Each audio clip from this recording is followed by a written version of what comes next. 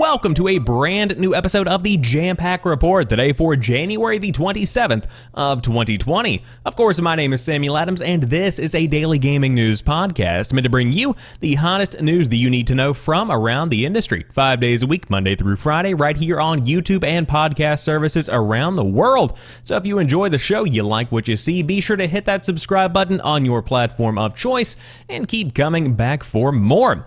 Now, with that being said, we've got some bad news for Nintendo fans out there who are still die-hard Wii followers. It looks like Nintendo is finally putting the final nail in the coffin for one of the biggest and best-selling consoles of all time.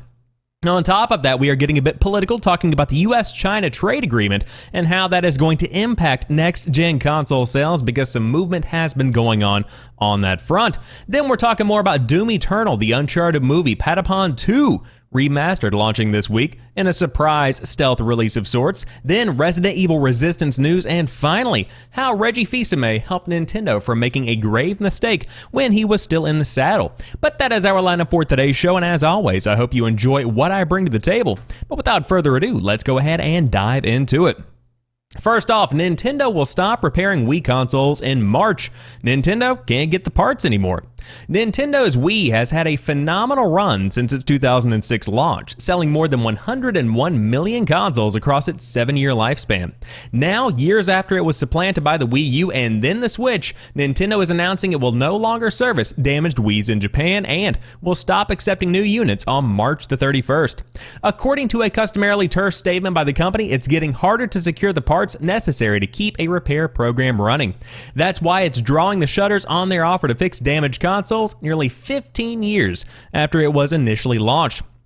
Although it's worth saying that for both Wii consoles and controllers, repairs may stop sooner than that if the spare parts stock runs out. So this is a very big deal for a lot of reasons. Of course, the Wii has not been in active development for quite some time. It has not been in production for quite some time, but this is kind of the end of an era for me. Whenever a company officially stops repairing broken hardware, that's whenever I signify the true end of the era. And the Wii really had a fantastic run. Of course, it's one of the best-selling home consoles of all time, not including handhelds, and so it cannot be understated just how significant the Wii itself actually is.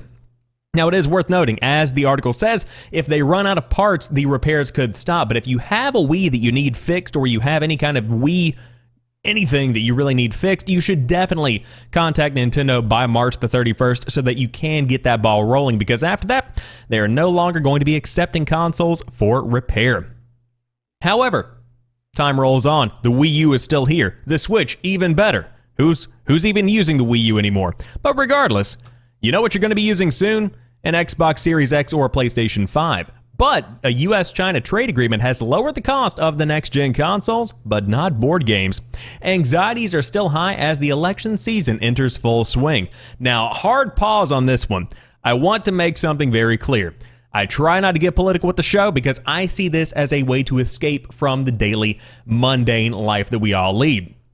I don't want to get political because you get enough politics throughout your day. This is a fun gaming news show. That being said, this is impactful for a lot of reasons. In December, the United States and China reached a so-called Phase 1 trade agreement that suspended proposed tariffs on video game consoles indefinitely. While it is not quite the comprehensive reform package that the Trump administration has been after, it does remove a significant threat to the launch of the PlayStation 5 and the Xbox Series X this holiday season. Meanwhile, those in the tabletop games industry are still suffering. President Donald Trump first adopted his combative stance against Chinese trade policies while on the campaign trail in 2016. After his election, he went on to raise existing tariffs and create new ones. The situation came to a head last summer with the threat of 25% tariffs on some $160 billion worth of Chinese goods, including consoles. Those tariffs had the potential to increase the cost of the PS5 and the Xbox Series X, which will likely be built in China this year for sale in the United States and elsewhere. The situation prompted a rare display of solidarity among console manufacturers. In June, Microsoft, Nintendo, and Sony all signed a letter addressed to the Office of the United States Trade Representative decrying the proposed tariffs. They said that their true cost, an estimated $840 million for game consoles alone, would be shifted almost entirely to American consumers. The end result, they said, would likely, quote, put a new video game console out of reach for many American families, end quote.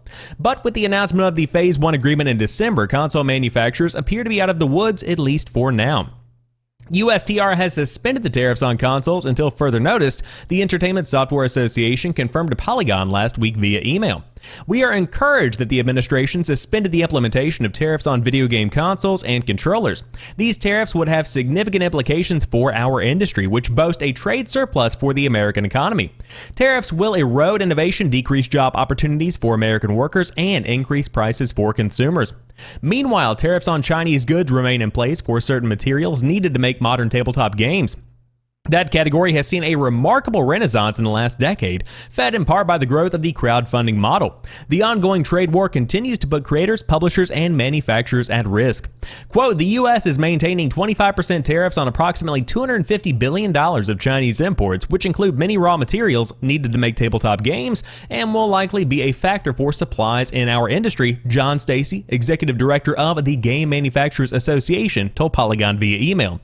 We are working to roll these back as well as prevent the imposition of tariffs on toys and games, which was paused by the Phase 1 agreement.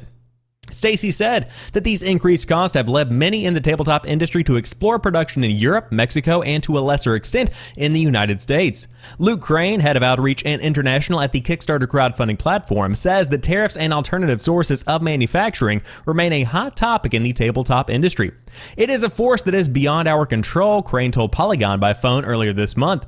We've kind of got to hope, in some regard, that we dodged this one. Stacy said there were practical things that consumers could do to sway the Trump administration's policy. He recommended raising awareness with legislators in your hometown and district about the impact these tariffs are having on the games you like to play. But with election season in full swing, anxiety is still high. Quote, funny things happen during election season, Stacy told Polygon. He should know. Stacy worked in the Ohio State Legislature for more than 17 years. We used to call this the silly season because you never know what's going to happen.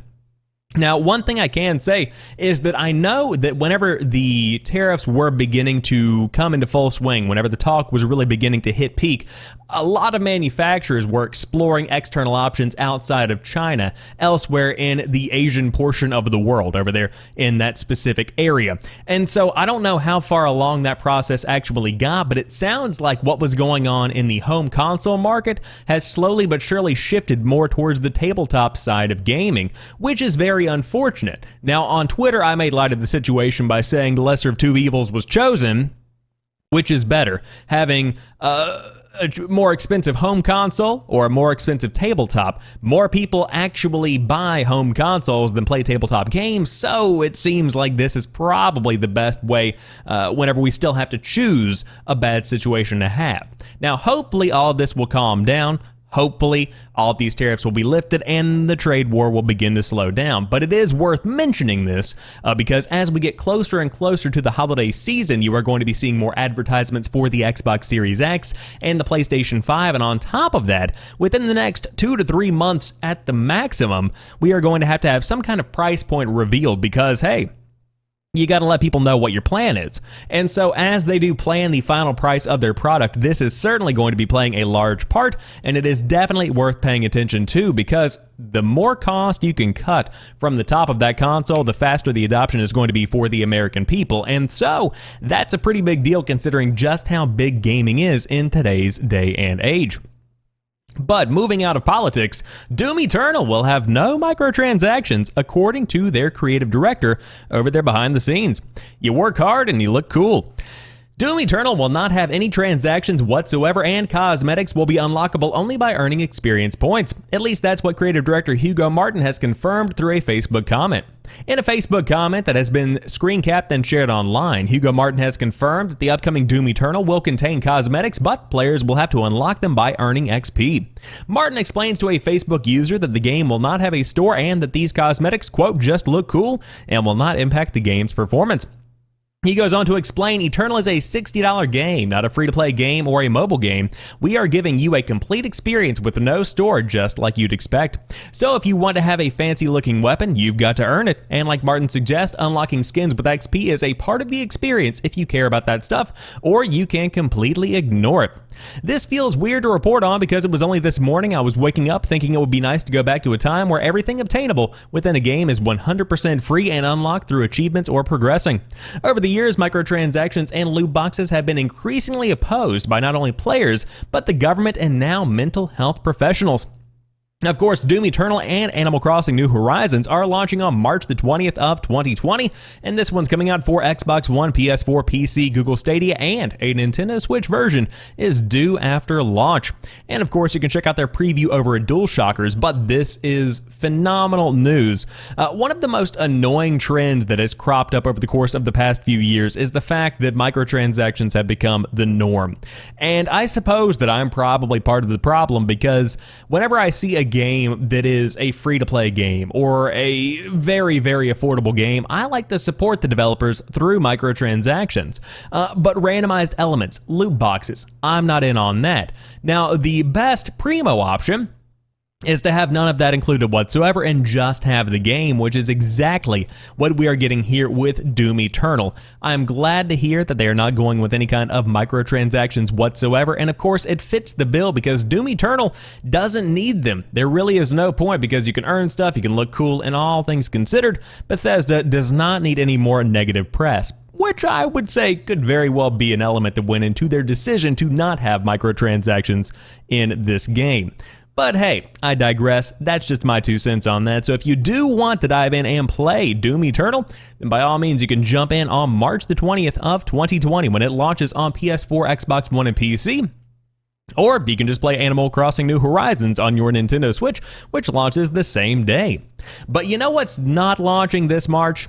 Uncharted's movie, because it's been delayed to March 5th of 2021. So much for the Uncharted movie having a reasonably firm release date. Sony's Columbia Pictures has delayed the release of the game-inspired swashbuckler from its earlier December 18th, 2020 slot to March 5th of 2021. There was not a specific explanation, but it came just weeks after the project lost director Travis Knight. It would have been no mean feat to find his replacement and complete the whole... Wait, what? It would have been no mean feat to find his replacement and complete the whole movie within less than a year. It's a strange way to say that. The March timing suggests that it won't be a huge blockbuster, but at least it is not destined for the January-February slot frequently reserved for movies with low expectations. There are signs of progress. Zombieland's Ruben Fleischer is the top pick to replace Knight, according to Deadline, but the cast led by Tom Holland and Mark Wahlberg appears to be settling. And the screenplay comes from fairly safe sources, including Agents of S.H.I.E.L.'s Rafe Judkins and the Iron Man duo of Art Markham and Matt Holloway. Still, we won't blame you if you are frustrated. There have been years of setbacks, and at this point, it could be a relief when and if filming finally starts. This is still way too soon for this film. Again, I want to make something very clear. This movie has not begun filming.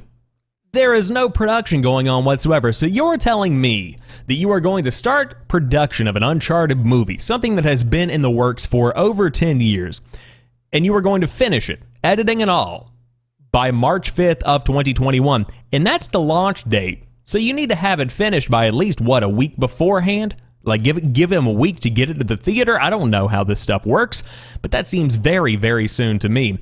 You have to make an entire movie in 1 year. But hey, I suppose we'll see how it goes. Again, tons and tons of cash is being poured into this because, number one, you've got Mark Wahlberg and Tom Holland, at least as of January 27th of 2020. Those are some pretty big profile actors. You don't really just pick those up on the side of the street. But regardless, very interesting to see, very interesting to talk about. But I saw this story break over the weekend, and I did want to let you guys know that you're not going to be watching an Uncharted movie anytime soon, at least not until March of 2021. However, of course, yesterday we had an episode of The Drop, which is my weekly show on YouTube where I'll let you guys know the hottest games coming out across the PlayStation 4, the Xbox One, the PC, the Switch, whatever they might be coming out on, we will talk about them over there. Unfortunately, this story broke well after that video went up because Patapon 2 Remastered is launching this week. Stylish 2D rhythm game Patapon 2 will be reborn on Thursday, the 30th of January, when it arrives for the PS4 via the PlayStation Store. Originally launched back in 2008 on the PSP, this sequel remaster now features crisp 4K visuals. It was first announced back in 2017 for a release the following year, so it has been a while coming. The gameplay is just as you remembered it. However, beat drums to marshal your troops through side-scrolling spaces, building up an army able to take down enormous boss creatures. Patapon, they say in the article there. But very glad to finally see this coming out. It again has been a very long time coming, and quite frankly, I was never sure we would actually see this one come out. It just felt like something that was destined to be forgotten, but glad to hear that it finally is actually seeing the light of day. And of course, this is one that Greg Miller of Kinda Funny has been very much so pounding the drum to get. No pun intended, pun entirely intended. So by all means, if you do want to dive in, this game is coming out this week in remastered 4K, all things considered status. I don't even know what else to say about that, on the PlayStation 4. Again, Thursday, the 30th of January. Now, on top of this, we got some news about Resident Evil Resistance. Of course, this is the game that is being bundled with Resident Evil 3, kind of as a multiplayer component and a replacement to the Mercenaries mode that is not being included in the remake, but it's not actually canon according to Capcom. Resident Evil Resistance, the asymmetric multiplayer spin-off game, bundled in with the upcoming RE3 remake, is not a canonical new story in the Resident Evil universe, but rather a, quote, fun online experience with connections to the RE universe, according to Capcom. In a new interview with the official PlayStation Magazine, Resident Evil 3 producer Peter Fabiano clarified that Resistance is basically set in Raccoon City with scenarios that make it impossible to fit in the actual timeline, even while players can expect to see familiar enemies and characters like Mastermind. Fabiano continued to explain that Resistance's connection to Resident Evil 3 is purely thematic, explaining why Capcom decided to bundle the pair together as one package rather than releasing the two titles separately. Quote, you'll remember that the Japanese subtitle for RE3 was Last Escape, Fabiano tells OPM. Both of these titles have characters that are trying to escape somewhere or something, so thematically it made sense. We also wanted to take up the challenge of building out an online game set in the RE universe. Oh, and in case you're wondering, no, Capcom did not build a real-life nemesis to then incorporate his design into RE3 through photogrammetry. Instead, Fabiano clarifies that the team went through a number of different concepts before the director settled on the current nemesis. Then it was up to the art director to bring the vision to life in ZBrush, then have it modeled in Maya, both 3D tools. The full official PlayStation Magazine exclusive feature reveals tons more about Resident Evil 3, including its approach to the original's branching narrative, the return of mutant worms, and more about how Resistance fits into the picture. Of course, you can pick up your copy on shelves now, or check out the feature online. But kind of shocking, I was hoping for something that was canonical, but hey, you can't win them all. Still, I love this story because you get to see the inside of how Resident Evil is kind of being developed right now and why we are seeing the bundling together of Resistance and RE3. Because there is no doubt in my mind, if Resistance was not bundled in with the remake that's launching this year, it would completely and totally flop, and one would kind of cannibalize the other. Now, there's a story that I'm adding right off the bat because I saw it mentioned earlier, and I wanted to bring it up because this is something that is just blowing my mind. Atari-branded hotels with esports studios and game rooms are coming to the US. Hotels will be coming to 8 different cities.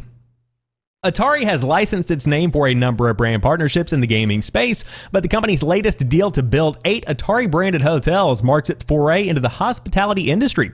The company announced a licensing deal with U.S. real estate developer True North Studio and GSD Group to build 8 hotels in the U.S. Construction will begin in Phoenix in mid-2020, with more hotels to come in Austin, Chicago, Denver, Las Vegas, San Francisco, San Jose, and Seattle. The, quote, video game-themed destination, end quote, will offer gaming playgrounds that include VR and AR games, and some locations will have venues and studios to accommodate esports events. Atari says the hotels will have meeting rooms, co-working spaces, restaurants, bars, a bakery, a movie theater, and a gym. The company says it will be a destination for families and business travelers, which lends itself to a hilarious image of a businessman trying to print something in the meeting room while a Fortnite tournament appears in the next room.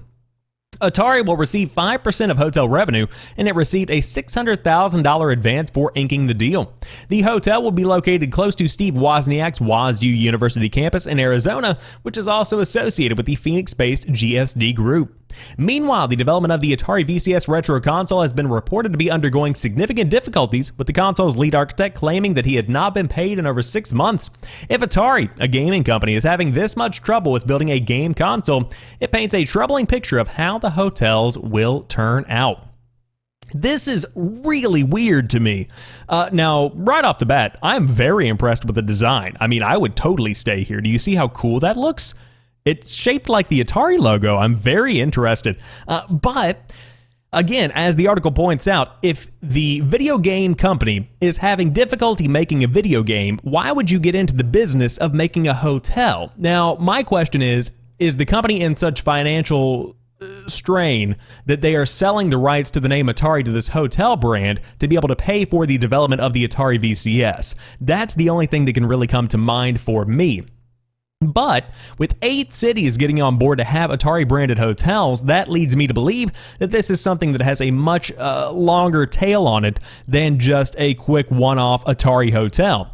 I do like it, I'm hoping the best for it, but it's just so strange to think that the video game company that's struggling right now, I mean really just a first-class ticket on the struggle bus, is working with GSD Group to make a hotel It's weird, man. It's weird. However, to round out today's show, we have an IGN story covering Reggie Fils-Aime and how he prevented Nintendo from having a graffiti logo. Just another reason to love Reggie.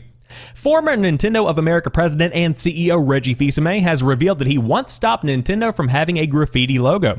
Fils-Aime went on the Present Value podcast and spoke about a time when Nintendo of America was trying to appeal to a broader, older audience. This involved trying out different looks for the Nintendo logo, including one styled as graffiti. Quote, when I joined Nintendo, there was a sense of almost shame that Nintendo appealed to young consumers, and the marketing team at Nintendo of America started doing things with the logo.